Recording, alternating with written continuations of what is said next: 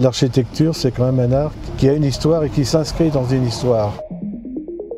Un urbaniste, lui, il dessine la ville. L'architecte, il gère l'espace pour faire un objet qui soit le plus esthétique possible et qui vienne s'intégrer dans la ville, dans un environnement.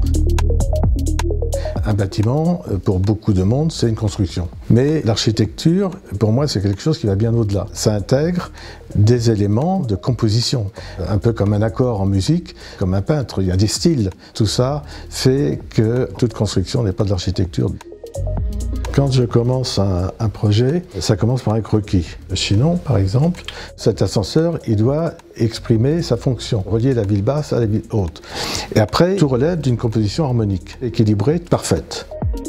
Les croquis, les maquettes, ça reste souvent des éléments qui terminent dans les archives de l'agence. C'est assez rare que le public ait accès. En général, ça intéresse beaucoup.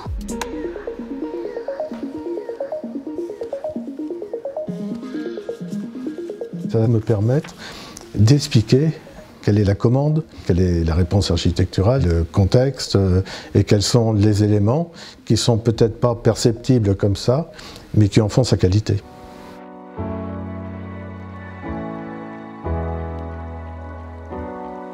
On va montrer des bâtiments publics, des ouvrages d'art, des constructions très urbaines, des bâtiments un peu atypiques comme le lien vertical, l'ascenseur à Chinon, ou des bâtiments comme la grande serre du jardin botanique. En sortant de l'agence, le public pourra effectivement aller, comme on le fait là, directement sur un des sites. Là, c'est un bâtiment qui apporte un souci du détail, notamment dans les ferronneries, des garde-corps qui ont été dessinés et fabriqués spécialement. J'ai eu la chance d'avoir une commande globale, c'est d'être à la fois l'architecte, de concevoir le mobilier intérieur et de concevoir aussi la mise en lumière du bâtiment. On ne connaît pas l'histoire des bâtiments quand on les regarde, pourquoi ils sont comme ça. C'est ça qu'on va expliquer et c'est ce qui reste souvent inaccessible.